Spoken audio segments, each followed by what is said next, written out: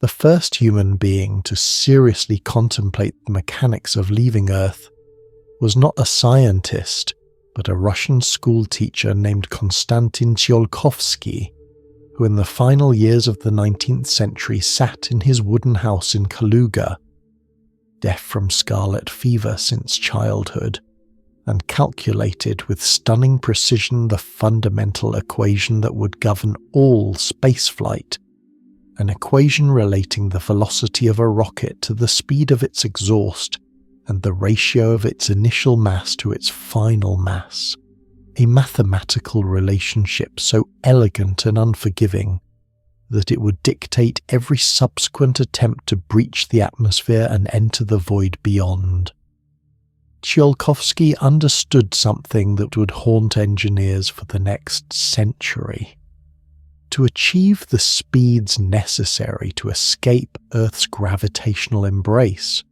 a rocket would need to carry such enormous quantities of fuel that the fuel itself became the primary obstacle, each kilogram of propellant requiring additional fuel to lift it, creating a tyrannical exponential relationship that seemed almost designed to keep humanity forever bound to the planet's surface. He imagined multi-stage rockets that would shed their empty fuel tanks like a butterfly emerging from successive cocoons,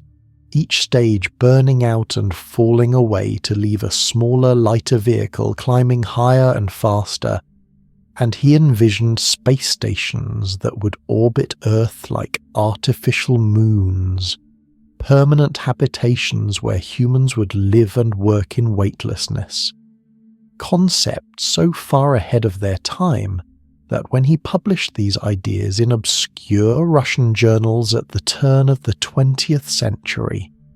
they were read by almost no one and dismissed by those few who encountered them as the fantasies of an isolated dreamer. Half a world away in Worcester, Massachusetts, a physics professor named Robert Goddard was independently arriving at similar conclusions, though he approached the problem from a different angle, obsessed not with the theoretical mathematics of orbital mechanics, but with the practical engineering challenges of building an actual rocket engine that could function in the airless void of space. Goddard understood that conventional engines, which relied on atmospheric oxygen for combustion, would be useless above a certain altitude, and he dedicated years to developing rockets that carried both fuel and oxidizer, self-contained systems that could burn in a vacuum, and in 1926, on a cold March day on his Aunt Effie's farm in Auburn, Massachusetts, he launched the world's first liquid-fueled rocket, a spindly contraption that rose 41 feet in the air and landed in a frozen cabbage patch after a flight lasting 2.5 seconds, a modest achievement that represented as profound a breakthrough in transportation technology as the Wright brothers' first flight at Kitty Hawk. But where the Wright brothers were celebrated, Goddard was mocked, particularly after the New York Times published a devastating editorial in 1920, ridiculing his suggestion that rockets could function in the vacuum of space, claiming that he lacked the knowledge, ladled out daily in high schools, about the need for something to push against, a scientifically illiterate critique that nevertheless damaged his reputation and drove him into increasing secrecy, so that he conducted his later experiments in the remote deserts of New Mexico, meticulously documenting his work in notebooks but sharing little with the outside world. Unaware that in Germany, engineers were reading his early papers with intense interest. The Treaty of Versailles that ended the First World War had placed strict limitations on German military development, particularly regarding artillery and aircraft, but the treaty's authors had not thought to restrict rockets. a technology that in the early 1920s seemed too primitive and unreliable to pose any serious military threat, an oversight that created a legal loophole through which German military ambitions would eventually pour. In 1932, the German army established a rocket research program at Kummersdorf, south of Berlin, and hired a young aristocratic engineer named Werner von Braun, who had written his doctoral dissertation on liquid-fueled rocket engines and possessed both the technical brilliance and political adaptability that would allow him to flourish under any regime. Von Braun had joined the Nazi Party in 1937, not out of ideological convictions, he would later claim, but because party membership had become essential for anyone wishing to pursue serious technical work in Hitler's Germany, a convenient explanation that would be scrutinized and debated for decades, but never definitively resolved. Under von Braun's technical leadership, the German rocket program moved to Peenemünde, a remote facility on the Baltic coast, where by 1942 they had developed the A4 rocket, later renamed the V2, a weapon that stood 46 feet tall, could carry a 1-ton warhead nearly 200 miles, and in the process of its ballistic trajectory would briefly touch the edge of space, reaching altitudes of over 50 miles, becoming the first human-made object to cross the Kármán line, that arbitrary but useful boundary between Earth's atmosphere and space. The V2 was a technological marvel and a humanitarian catastrophe, a duality that would haunt the post-war space age and raise questions about the relationship between scientific progress and moral responsibility that remain unresolved. More people died building the V2 than were killed by it as a weapon. The rockets were assembled in an underground factory called Mittelbau-Dora, part of the concentration camp system, where prisoners worked under conditions of such brutality that approximately 20,000 died from starvation, disease, and execution, their suffering enabling the construction of weapons that would kill another 9,000 people in London, Antwerp, and other Allied cities. When the war ended and the Allied armies converged on Germany from east and west, both the Americans and the Soviets raced to capture not just the remaining V2 rockets and equipment, but the engineers who had created them, understanding that rocket technology would be central to post-war military power, and that the knowledge held by these German scientists represented a decade or more of developmental advantage. The Americans called their operation Project Paperclip, a name derived from the paperclips used to attach new, sanitized dossiers to the files of German scientists whose Nazi pasts were being strategically overlooked in the interests of Cold War pragmatism. And Werner von Braun, along with more than 1,600 other German scientists, engineers and technicians, were brought to the United States, their SS memberships and party affiliations quietly expunged from their official records. Their participation in programs that utilized slave labor were framed as unfortunate necessities of wartime survival rather than active collaboration with genocide. The Soviets, arriving at Peenemünde slightly later but with equal determination, captured the manufacturing facilities and many of the lower-level technicians, and under the direction of Sergei Korolev, himself a survivor of Stalin's Gulag system, who had spent months in the Kolyma gold mines before being recalled to work on aviation projects, they began reconstructing and improving upon German rocket technology. Korolev had been arrested in 1938 during the Great Purge on fabricated charges of sabotage, subjected to torture that broke his jaw and knocked out several teeth,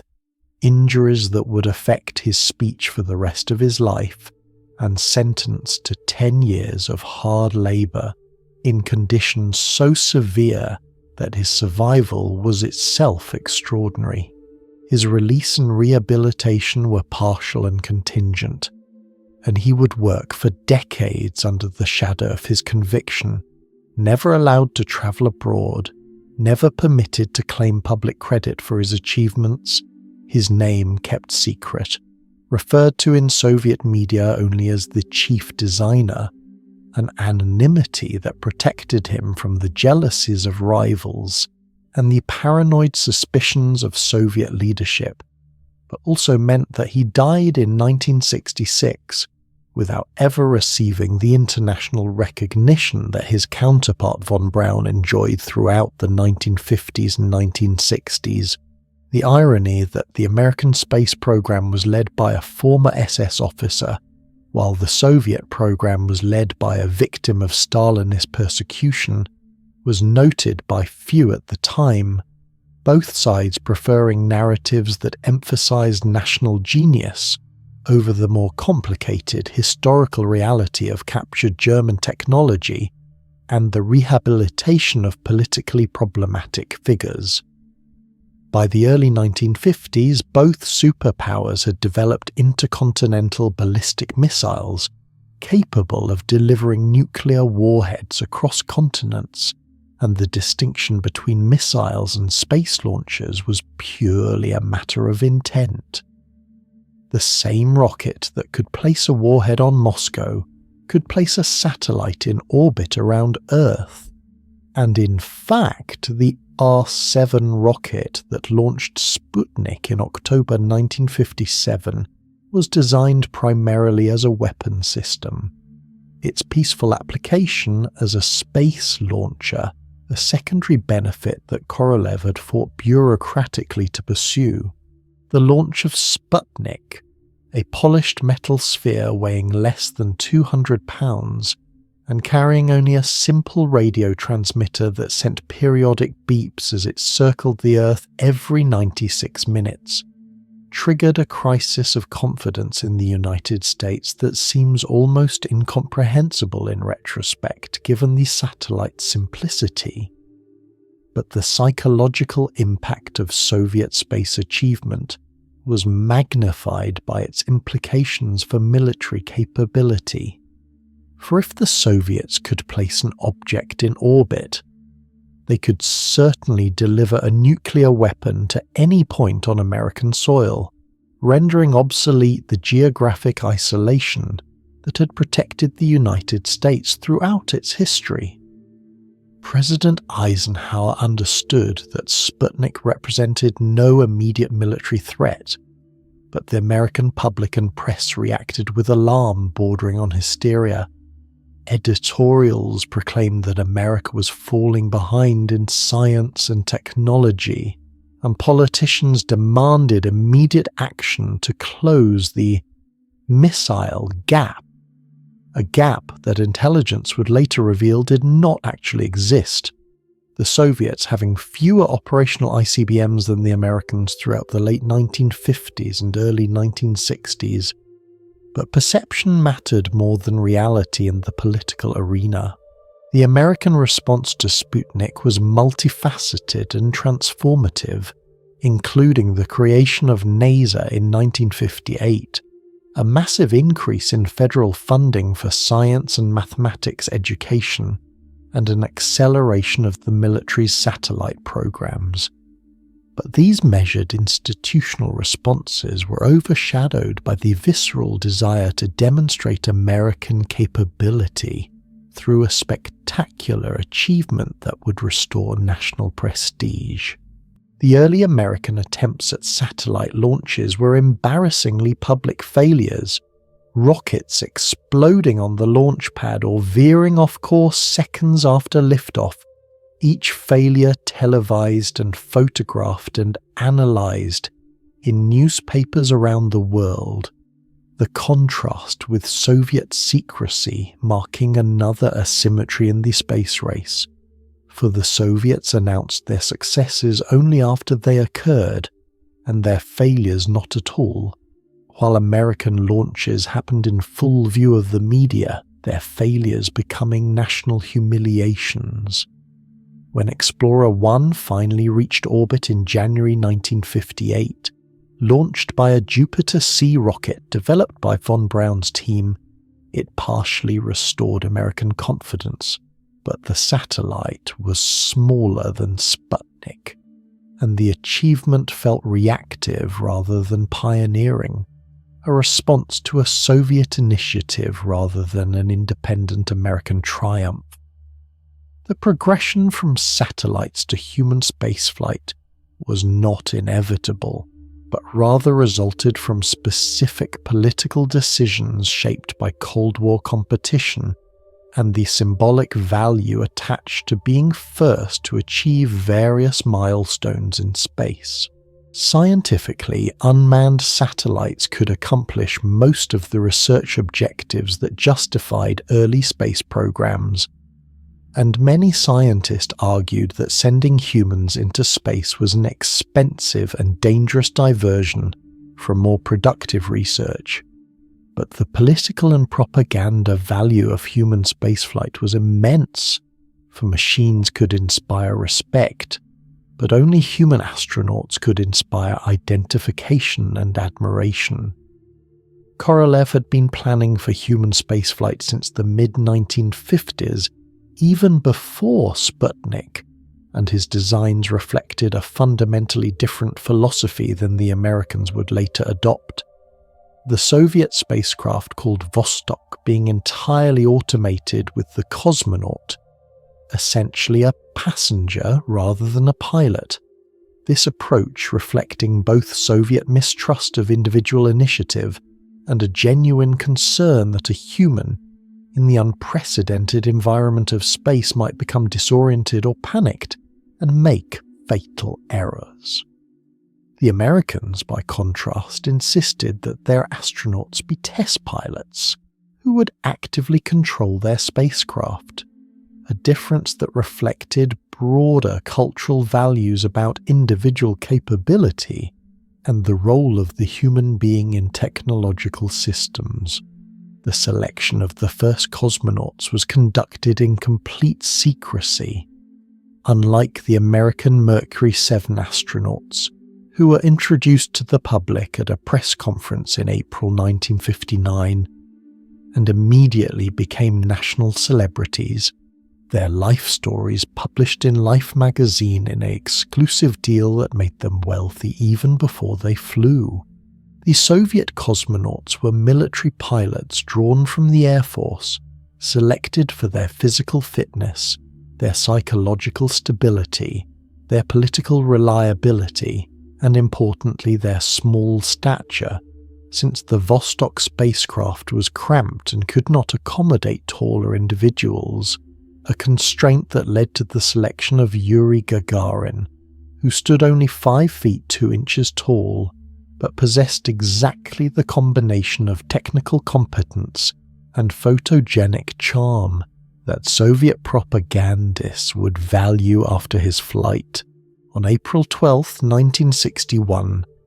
Gagarin launched from the Baikonur Cosmodrome in Kazakhstan, a remote facility in the desert that would remain the primary Soviet launch site for decades. Riding the R-7 rocket through the atmosphere as G-forces pressed him into his seat with a weight 6 times his normal body mass. The automated systems guiding the spacecraft through the precise sequence of burns and separations required to achieve orbit, and for 108 minutes he circled the Earth, experiencing weightlessness and observing the planet from a vantage point no human had ever known, seeing the curvature of the horizon and the thin blue line of the atmosphere and the darkness of space beyond. Before the retro rockets fired and the spherical re-entry capsule separated from the equipment module and plunged back into the atmosphere, its heat shield glowing red as friction,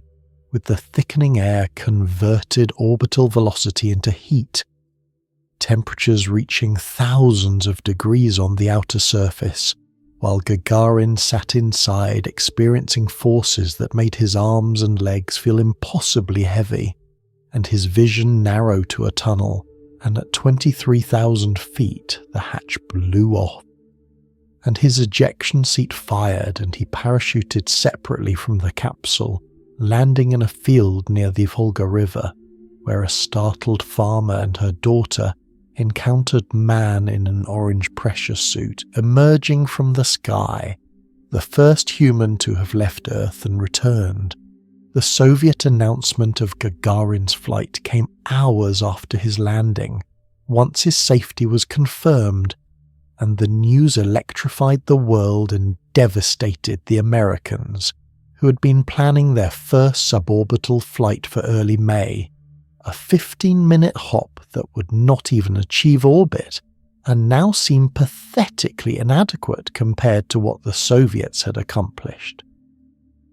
President Kennedy, still recovering from the Bay of Pigs fiasco just days earlier, needed a victory, needed some arena where American power and ingenuity could be demonstrated unambiguously, and he began asking his advisors what space achievement might be possible, where the United States could be first, what goal might be ambitious enough to be meaningful but achievable within a time frame that would matter politically. The answer that emerged from these discussions was a lunar landing, an objective so far beyond current capabilities that neither the Americans nor the Soviets had any significant head start,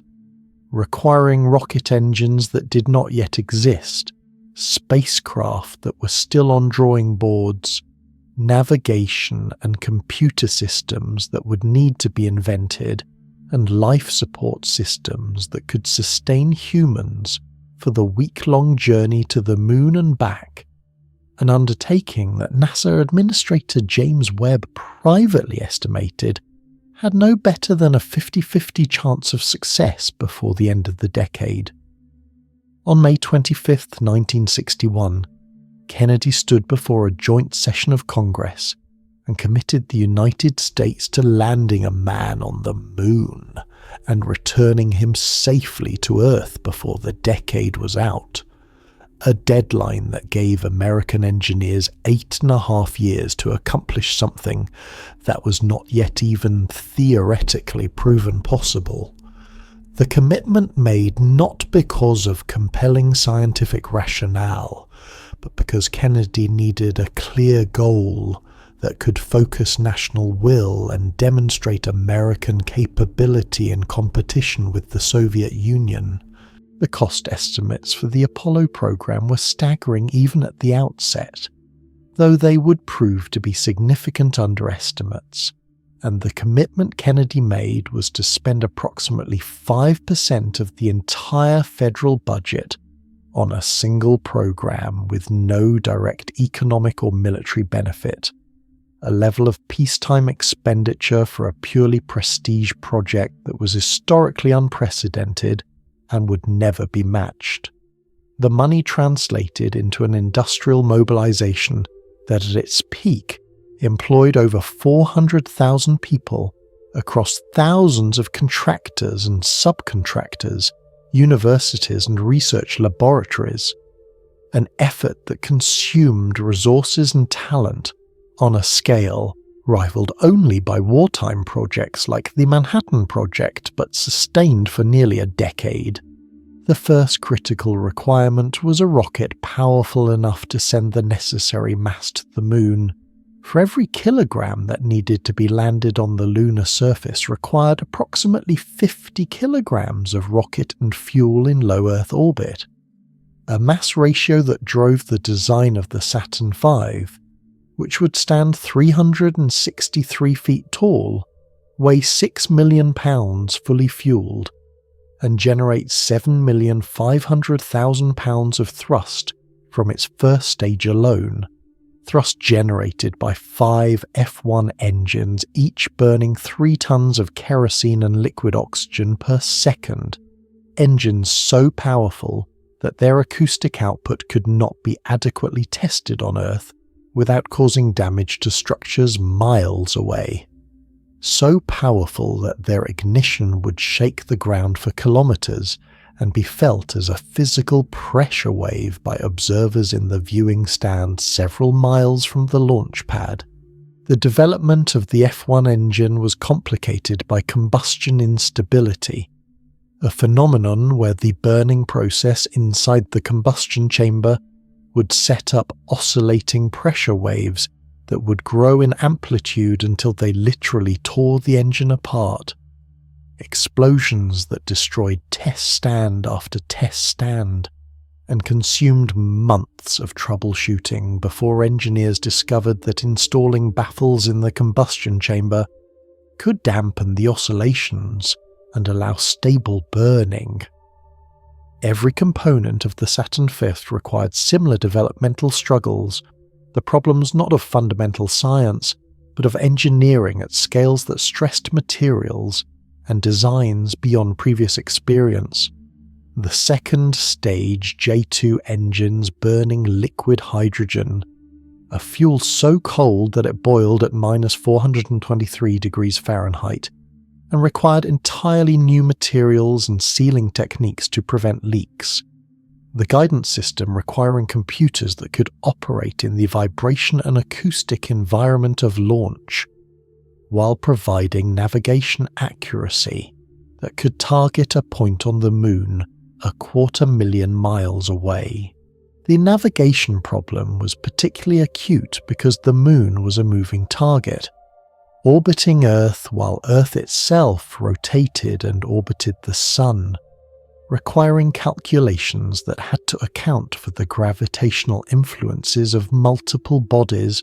and the varying thrust of rocket engines that could not be manufactured to perfectly identical specifications. Problems that MIT's instrumentation laboratory solved with the development of the Apollo guidance computer, which contained only 72 kilobytes of memory and operated at a clock speed of approximately 2 megahertz. Less computing power than a modern electronic greeting card,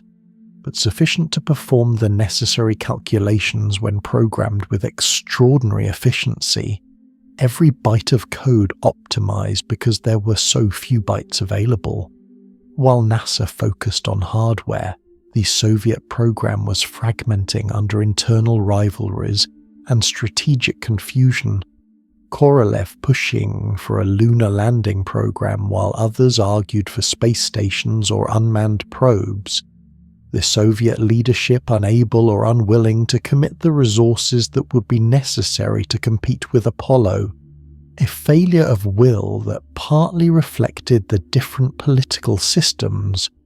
For Kennedy's public commitment created accountability that forced continued funding even after Kennedy's assassination.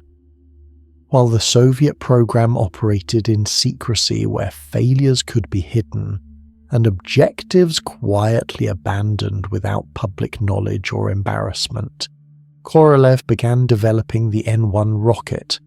which would have been roughly comparable to the Saturn V, but he was working with a fraction of Apollo's budget and facing active opposition from rival design bureaus that wanted resources directed to their own projects, and in January 1966, at age 59, he died during what should have been routine surgery to remove a polyp.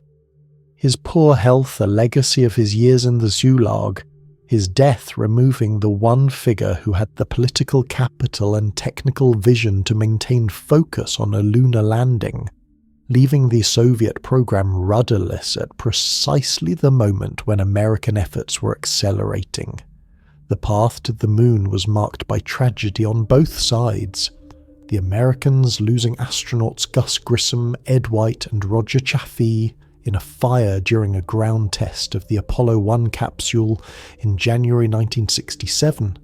a preventable disaster that resulted from NASA's schedule pressure, leading to shortcuts in safety procedures. The pure oxygen atmosphere inside the capsule turning a spark from damaged wiring into an inferno that killed all 3 men in seconds. Their bodies found in postures suggesting they had been trying desperately to open the hatch, which was designed to open inward and could not be opened against the pressure of the fire. The fire forced a complete redesign of the Apollo command module, delaying the program by nearly 2 years, but probably saving lives by correcting flaws that would have manifested later under more dangerous circumstances. The Soviets lost cosmonaut Vladimir Komarov in April 1967 when Soyuz 1 crashed after its parachute system failed during re-entry. Komarov screaming curses at the ground controllers as his spacecraft plunged toward the Earth in a fatal descent that lasted more than a minute. His remains so badly burned in the impact that his coffin was left open at his funeral, only to display one heel bone as proof of its contents, a gesture of grief and respect that Soviet leadership permitted despite their usual practice of hiding failures. The progression of Apollo missions through 1968 and early 1969 was a methodical testing of systems and procedures, each flight adding capabilities and venturing further from Earth.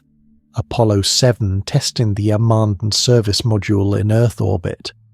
Apollo 8 making humanity's first journey to the Moon, though without a lunar module to attempt a landing, Frank Borman, Jim Lovell and Bill Anders leaving Earth orbit on December 24, 1968, coasting for 3 days across the gulf of space before firing their engine to slow down and enter lunar orbit,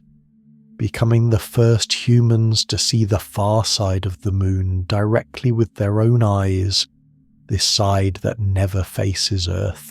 and had been photographed by Soviet probes but never observed by human beings. A landscape of craters and mountains utterly untouched by atmosphere or water or life, unchanging for billions of years. On Christmas Eve, they broadcast a television message from lunar orbit, images of the Moon's surface passing below the spacecraft, while the astronauts took turns reading from the Book of Genesis. In the beginning, God created the heaven and the earth. The broadcast watched by an estimated 1 billion people around the world, the largest audience that had ever simultaneously witnessed a single event, and the images of Earth rising above the lunar horizon, a blue and white sphere floating in the blackness of space, would become among the most influential photographs ever taken, reframing humanity's perception of its home planet as a fragile oasis rather than an infinite resource. Apollo 9 tested the lunar module in Earth orbit, the spidery spacecraft that looked nothing like traditional aircraft, but was designed solely to operate in vacuum and low gravity. Its thin walls and angular struts optimized for minimum weight, because every pound mattered when the mission required landing on the Moon and then launching back into lunar orbit to rendezvous with the command module. Apollo 10 was a full dress rehearsal, taking the lunar module to within 9 miles of the Moon's surface before returning, testing all the procedures that would be required for an actual landing, except the final descent and touchdown, verifying that the rendezvous between the ascent stage and the command module could be accomplished in lunar orbit, proving that the navigation and communication systems worked at lunar distances, building confidence that all the systems would function as designed when leaves depended on their performance. By July 1969, everything was ready for Apollo 11, though, Ready meant accepting risks that in retrospect seem almost reckless, for the lunar module had never actually landed anywhere. Its performance on the moon's surface could only be estimated from tests in Earth's gravity and vacuum chambers that could only partially simulate lunar conditions. The guidance computer had less processing power than a modern smartphone, and occasionally overloaded with alarms during critical phases of flight. These spacesuits that Armstrong and Aldrin would wear on the lunar surface had been tested extensively, but never in actual lunar dust, which proved to be far more abrasive than anticipated, and the entire mission architecture required dozens of critical events to occur perfectly in sequence, with no possibility of rescue if something went wrong during lunar orbit or descent or ascent. For the Apollo spacecraft carried no backup systems for most functions and no way to repair major malfunctions, the mission plan relying on redundancy through multiple independent systems, but accepting that some failures would be catastrophic and unsurvivable. Neil Armstrong, Buzz Aldrin, and Michael Collins launched from Kennedy Space Center on July 16, 1969, aboard a Saturn V that performed flawlessly, the 5 F-1 engines burning for 2.5 minutes to lift the enormous rocket from the launch pad and accelerate it to nearly 6,000 miles per hour before shutting down and separating. The second stage igniting and burning for 6 minutes more, and the third stage firing briefly to achieve orbit, and then, after 1.5 orbits to verify that all systems were functioning correctly, firing again for translunar injection. The burn that accelerated the spacecraft to 25,000 miles per hour and set it on course for the moon. The trajectory carefully calculated to be a free return path, so that if the engine failed to fire for lunar orbit insertion, the spacecraft would loop around the moon and return to Earth without further propulsion, a safety feature that would be abandoned on later missions to allow landings at more varied lunar locations, but was retained for Apollo 11 to provide maximum crew safety on the first attempt. The 3-day coast to the moon was filled with navigation checks, system tests, and television broadcasts that showed audiences on Earth the interior of the spacecraft and views of the receding Earth and the approaching moon. And on July 19th, the service module engine fired to slow the spacecraft and allow lunar gravity to capture it into orbit, Collins remaining in the command module Columbia, while Armstrong and Aldrin transferred to the lunar module Eagle and began preparations for separation and descent. The descent to the moon's surface on July 20th was far more dramatic than expected. The computer guiding Eagle toward a landing site littered with boulders the size of automobiles, Armstrong taking manual control with less than 30 seconds of fuel remaining and flying the lunar module horizontally to find a smoother area. The module tilted forward so he could see the surface through the triangular window,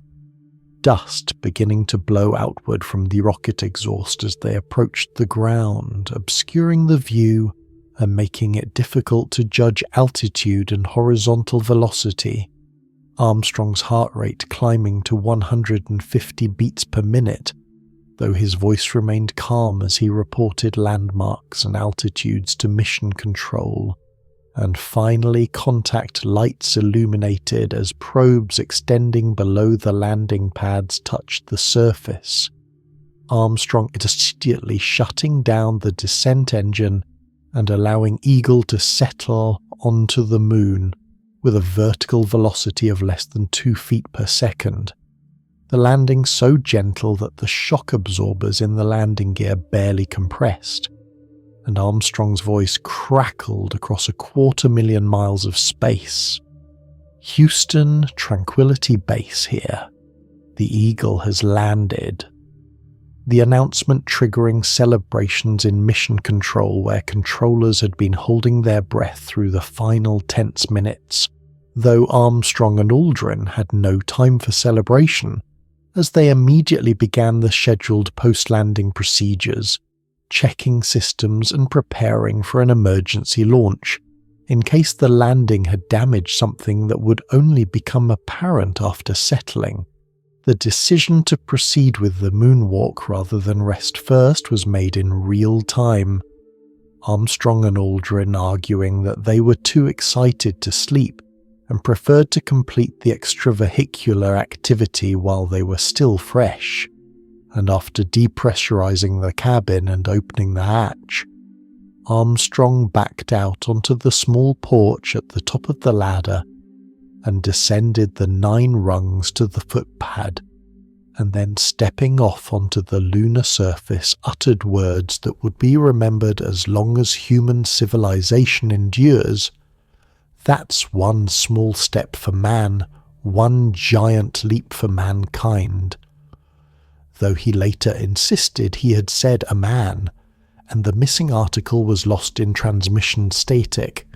a controversy that diminished none of the moment's significance. The lunar surface felt surprisingly firm under his boots despite the fine dust that covered everything, and he began describing what he saw to Mission Control and the estimated 600 million people listening on Earth, the largest audience for any event in human history to that point, and Aldrin joined him 20 minutes later, describing the vista as magnificent desolation, and together they unveiled a plaque attached to Eagle's descent stage declaring, "Here, men from the planet Earth first set foot upon the moon, July 1969, AD. We came in peace for all mankind." Though the claim to represent all mankind was somewhat undercut by the American flag they planted nearby, an act of national symbolism that had been debated extensively and almost prevented by those who felt lunar exploration should be positioned as an international achievement rather than an American triumph. The time on the surface passed quickly, only 2.5 hours for the entire moonwalk. Far less than later missions, but sufficient to deploy scientific instruments, including a seismometer and a laser-ranging retroreflector that remains functional today,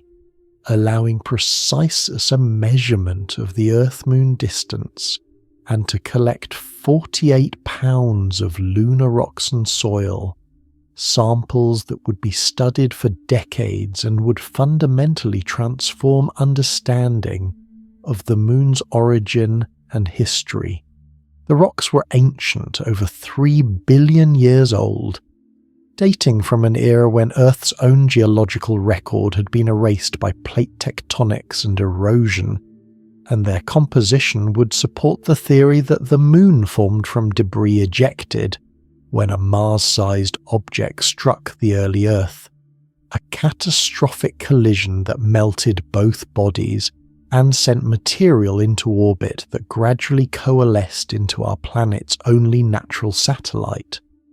A theory that was controversial when first proposed, but would become the accepted explanation as evidence accumulated.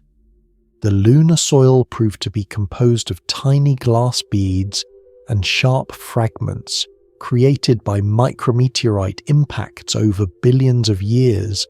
a surface that had been gardened by constant bombardment until it formed a layer of regolith several meters deep in most places,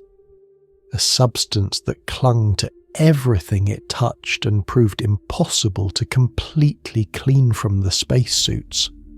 Some of it inevitably brought back into the cabin where its smell, described variously as resembling gunpowder or wet ashes, filled the small volume and would linger throughout the return journey. The launch from the moon was possibly the most dangerous moment of the entire mission, for the ascent engine had never been tested in flight, could not be tested because it had to work in vacuum and would be irreparably damaged by any firing in Earth's atmosphere, and it had no backup, no redundancy, no possibility of repair if it failed to ignite, making it literally the single point of failure for crew survival. And when the time came and Aldrin pressed the button to fire the engine, there was a brief pause that must have felt eternal before the engine ignited and began pushing them back toward orbit and rendezvous with Collins in Columbia. The ascent was steep and fast, achieving orbital velocity in just 7 minutes, and the rendezvous and docking proceeded smoothly. Collins' relief at seeing his crewmates return palpable in the transcripts of their communications, and after transferring the rock boxes and themselves back to Columbia and jettisoning Eagle, they fired the service module engine to begin the return to Earth, the burn that would accelerate them out of lunar orbit and onto a trajectory that would intersect Earth's atmosphere 3 days later, at precisely the angle required for safe re-entry. Too steep, and they would burn up from excessive heating. Too shallow, and they would skip off the atmosphere back into space with insufficient fuel to make another attempt. The re-entry was automated with no manual control possible once they hit the atmosphere. The command module oriented heat shield first and held at the correct angle by thrusters, the heat shield reaching temperatures of 5,000 degrees Fahrenheit as friction with the thickening air converted orbital velocity to heat. The module surrounded by a sheath of glowing plasma that blocked all communications for several minutes. A planned blackout period that nevertheless created tension in mission control until radio contact resumed and confirmed that the spacecraft had survived the thermal assault, the drogue parachutes deploying to stabilize the descent, and then the 3 main parachutes blossoming to lower the module gently into the Pacific Ocean, where the USS Hornet was waiting for recovery. President Nixon aboard to greet the returning heroes, though he could only speak to them through the window of the mobile quarantine facility, where they would spend the first days after splashdown. A precaution based on the remote but non-zero possibility that lunar microorganisms might exist and pose a contamination risk, a concern that seems almost quaint in retrospect, but was taken seriously enough to quarantine not just the astronauts, but the spacecraft and rock samples, until analysis could confirm that the Moon was indeed the dead world it appeared to be. The scientific legacy of Apollo extended far beyond the rock samples, though those alone justified the missions from a research perspective, for the seismic network established by multiple Apollo landings revealed that the Moon experiences moonquakes, providing information about its internal structure and confirming that it has a small core and a thick mantle, very different from Earth's proportions, and the laser ranging experiments allowed measurement of the Moon's distance to within centimeters, precise enough to confirm that the Moon is gradually receding from Earth at about 1.5 inches per year, a consequence of tidal interactions that transfer angular momentum from Earth's rotation to the Moon's orbit, meaning that billions of years ago the Moon was much closer and days were much shorter, and that billions of years in the future, if both bodies survive that long, the Moon will be significantly farther, and Earth's rotation will have slowed considerably. The political legacy of Apollo was more ambiguous, for while it demonstrated American technological capability and provided a Cold War victory that partially offset Soviet achievements in other areas, it did not lead to the permanent lunar bases and Mars missions that many space advocates expected would follow. The program's costs and the absence of compelling reasons to continue once the goal of beating the Soviets had been achieved, leading to its cancellation after Apollo 17 in 1972.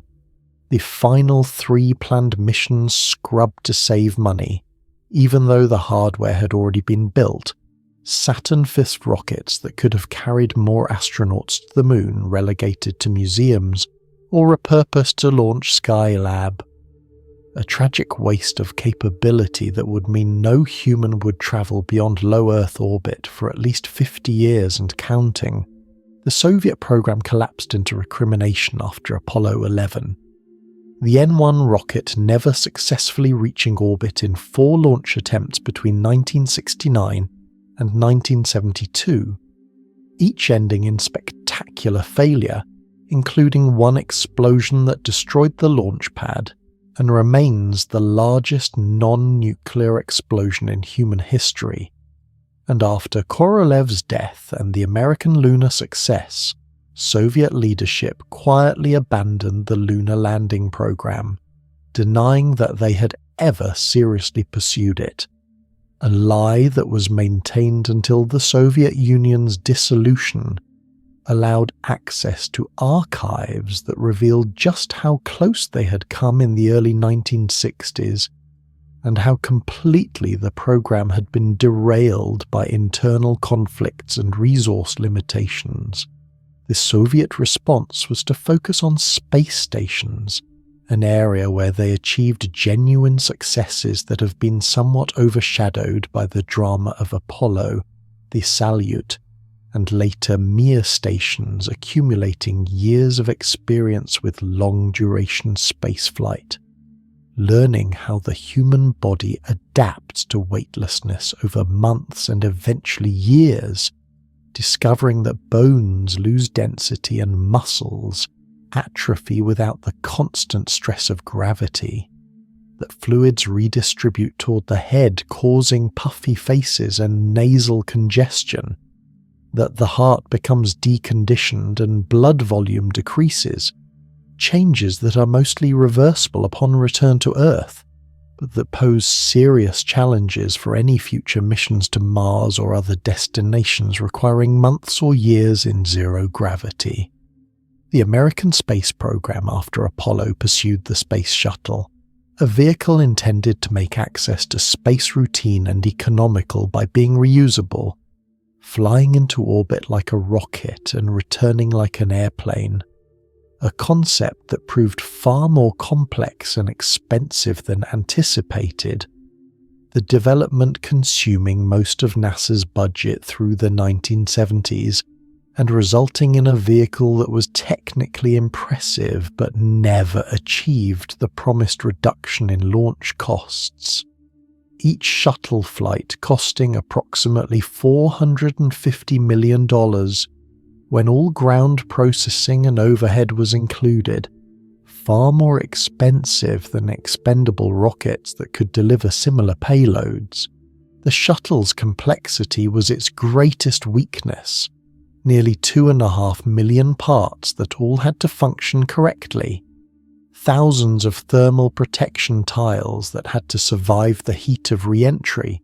and be individually inspected and often replaced after each flight. Main engines operating at temperatures and pressures at the edge of material capabilities, solid rocket boosters that could not be shut down once ignited, and whose segmented design created seals that were vulnerable to cold weather, a vulnerability that led directly to the Challenger disaster in January 1986, when an O-ring failed in the right booster 73 seconds after launch, allowing hot gases to escape and burn through the external tank, triggering a structural failure that subjected the crew compartment to aerodynamic forces far beyond its design limits, killing all 7 crew members including Krista McAuliffe, a teacher who was to have been the first ordinary citizen in space. her presence on the flight part of NASA's effort to make spaceflight seem accessible to the general public, an effort that backfired catastrophically when schoolchildren across America watched the launch live and witnessed the explosion, an image that became seared into the national consciousness and revealed that spaceflight remained fundamentally dangerous despite the shuttle's routine-seeming operations. The Challenger investigation revealed that NASA had known about the O-ring problem for years but had normalized the risk, treating the erosion of seals as an acceptable anomaly rather than a critical safety issue, and that engineers had recommended delaying the launch because of the cold weather, but had been overruled by managers concerned about schedule pressure and political optics, the decision to launch representing a failure of organizational culture as much as a technical failure. The shuttle program resumed after a 2.5-year hiatus with improved boosters and modified procedures, but the fundamental compromises in the vehicle's design could not be corrected, and in February 2003, Columbia was lost during re-entry when foam insulation that had broken off the external tank during launch and struck the leading edge of the wing created a breach in the thermal protection system, allowing superheated air to penetrate the wing structure during re-entry and causing catastrophic failure that destroyed the vehicle and killed all 7 crew members, the disaster occurring on the shuttle's 28th flight and Columbia's 28th mission, proving that extensive experience did not guarantee safety and that the risks that seemed acceptable when viewed statistically became unacceptable when they resulted in actual deaths of actual people whose names and faces were known to the public. The International Space Station, assembled gradually over more than a decade beginning in 1998, represents a different model of space exploration, international cooperation rather than national competition, a permanently crewed orbital laboratory where astronauts and cosmonauts from multiple nations work together on experiments in biology, physics, materials science and human physiology. The station, costing over $150 billion to build and maintain, making it the most expensive single object ever constructed, its value debated by those who question whether the scientific return justifies the cost, and those who argue that its primary value is not scientific, but diplomatic and inspirational, demonstrating that former Cold War adversaries can work together on complex technical projects and maintaining human presence in space as an ongoing reality rather than an occasional achievement. The research conducted on the station has been genuinely valuable in some areas, particularly in understanding how living organisms respond to prolonged weightlessness, knowledge that will be essential for any future Mars missions, but much of the station's potential has been consumed by the practical demands of simply keeping it operational, maintaining systems and repairing failures, and managing the logistics of regularly resupplying a facility in orbit, work that is necessary but not particularly advancing toward any larger goal beyond the station's own existence. The question of where human spaceflight goes from here remains unresolved more than 50 years after Apollo 11, the motivations that drove the space race having evaporated with the end of the Cold War, and no comparably compelling reason for massive investment in human space exploration having emerged to replace Cold War competition. Mars remains the obvious next destination, a planet with a 24-hour day and seasons and polar ice caps, a world that was once warmer and wetter and might have harboured life. but getting humans to Mars and bringing them back safely requires solving problems that are qualitatively different from those of Apollo. Not just bigger versions of the same challenges, but fundamentally new difficulties, including radiation. Exposure during the months-long transit through interplanetary space, psychological stress of isolation in a confined spacecraft with no possibility of rapid return,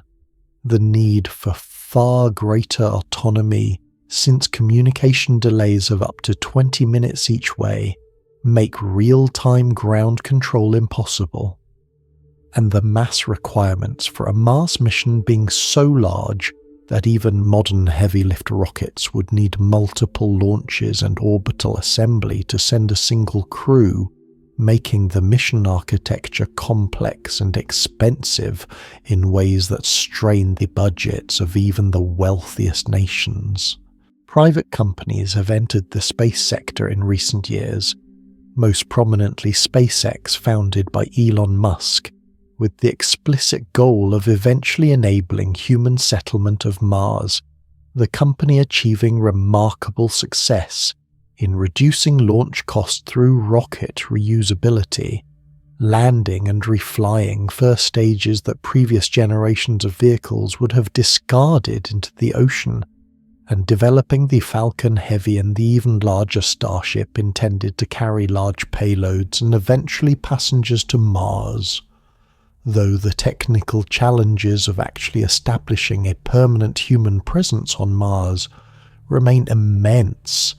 regardless of how efficiently rockets can deliver cargo to the planet. The idea that Mars could be terraformed, its atmosphere thickened and warmed to make the surface habitable for humans without spacesuits, has been popularized in science fiction but remains speculative and would require industrial capabilities and time scales that make it more a theoretical possibility for distant descendants than a practical plan for the foreseeable future. The more realistic near-term scenario being small research bases similar to Antarctic stations, inhabited by rotating crews of scientists and engineers but not self-sustaining and dependent on continuous resupply from Earth. The asteroid belt contains resources that dwarf anything available on Earth or Mars,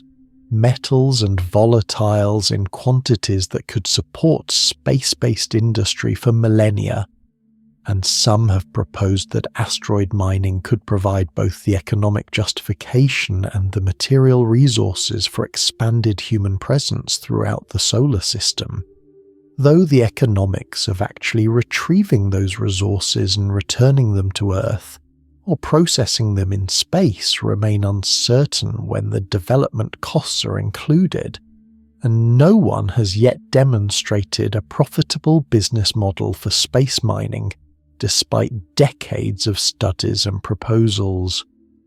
The energy requirements for space travel remain governed by the same tyrannical rocket equation that Tsiolkovsky derived in the 1890s, and while propulsion technologies more efficient than chemical rockets have been proposed and in some cases tested, including ion drives and nuclear thermal rockets, none offer the thrust levels necessary for launching from Earth's surface, meaning that chemical rockets will likely remain the only way to reach orbit for the foreseeable future. Though once in space, more efficient propulsion systems become practical for transfers between destinations, the greatest barrier to expanded human presence in space may not be technical but biological. For humans evolved under one gravity in a thick atmosphere with magnetic field shielding from radiation,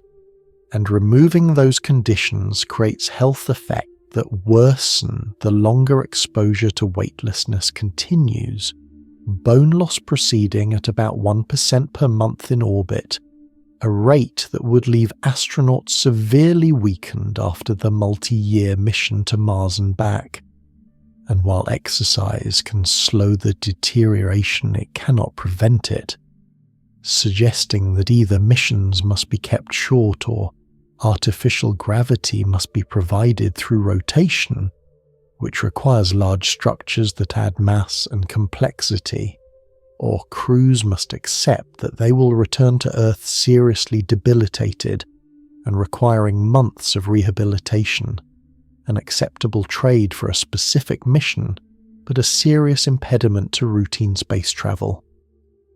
Radiation in deep space beyond Earth's magnetic field is another unresolved challenge. Cosmic rays and solar particle events delivering doses that increase cancer risk, and could cause acute radiation sickness during a major solar storm,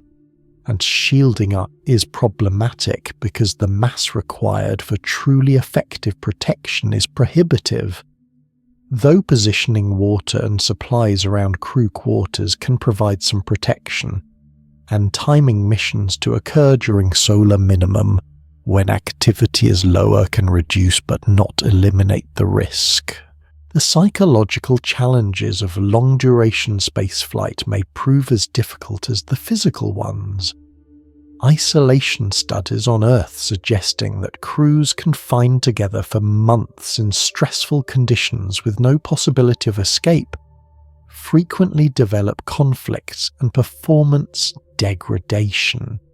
And while careful crew selection and training can mitigate these issues, they cannot eliminate them, and a serious interpersonal conflict on a Mars mission could jeopardize the entire crew with no possibility of early return or external intervention. The history of Antarctic research stations and submarine crews provides some guidance, but also demonstrates that psychological problems are nearly inevitable over long enough periods, and a Mars mission would exceed the duration of any previous isolated expedition by a substantial margin. These challenges are not insurmountable, but they are serious, and collectively they explain why more than 50 years after humans last walked on the Moon, no crewed mission has ventured beyond low Earth orbit, despite enormous advances in computing, materials science, and engineering capabilities in almost every other domain.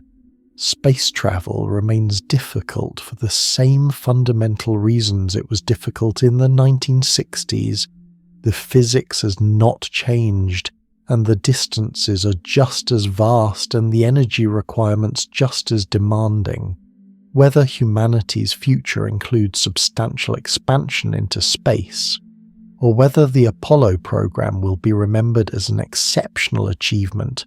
driven by unique historical circumstances that are unlikely to be repeated, remains an open question.